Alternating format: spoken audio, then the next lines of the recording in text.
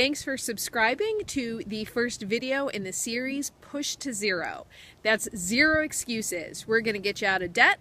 We're going to live a happier, healthier, fitter life and let you live the life that you've always dreamed.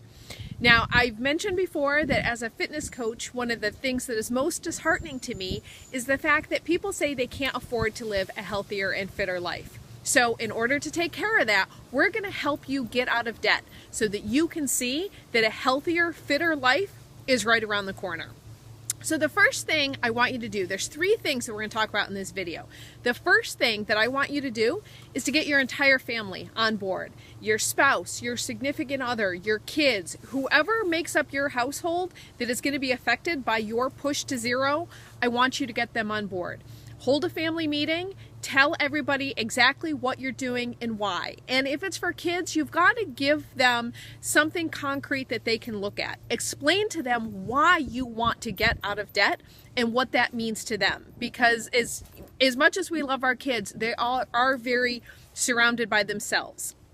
So we need to explain how it's going to affect them and use something visual. You know, put a marker or something up on your wall with the amount of debt that you have and let them participate in checking it off. Let them participate in ways, to save money and to reduce debt. Let them be a part of it.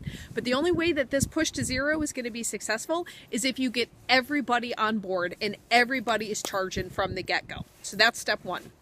Step two is list your debt.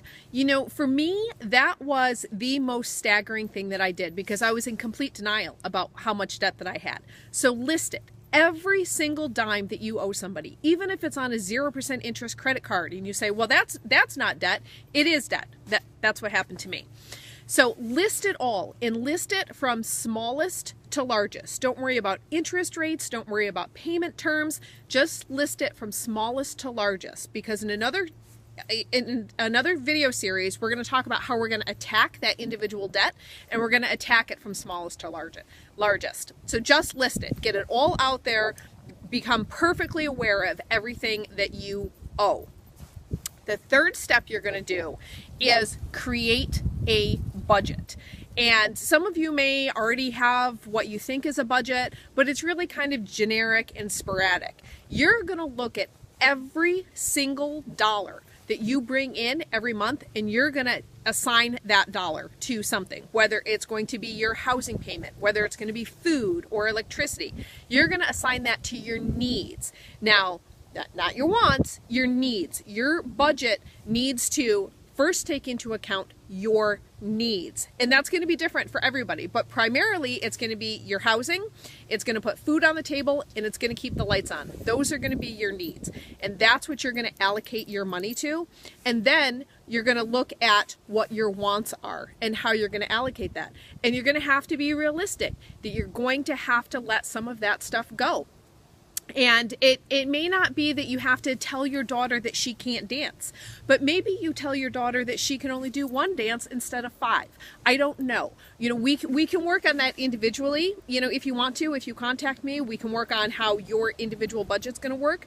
But for everybody who's listening to this, just to start out, list your needs and how you're going to allocate your money to it, and list your wants and how you're going to allocate your money to it.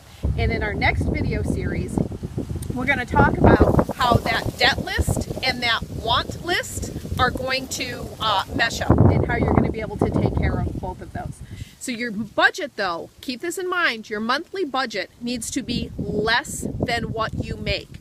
So, you know, what Dave Ramsey says, act your wage. And that's really what you have to do. You have to be realistic about how much money you make and how we're going to spend that while we're trying to pay off your debt. So if that means that you have to give up your Frappuccino from Starbucks or, you know, whatever, your Dunkin' Donuts coffee, it's a short-term sacrifice for a long-term gain. I'm certainly not going to tell you that you have to give up Starbucks forever, but when we're working on this very specific goal, there's some things that are going to have to that fall by the wayside. So just keep telling yourself short-term sacrifice for long-term gain. Now stay tuned, because in the next video we're going to talk about how to attack individually each debt that you have. If you have any questions or need some individual guidance, please feel free to email me. Sandi, S-A-N-D-I, at yourtimeisfitness.com. So Sandi, S-A-N-D-I, at yourtimeisnowfitness.com. Thanks.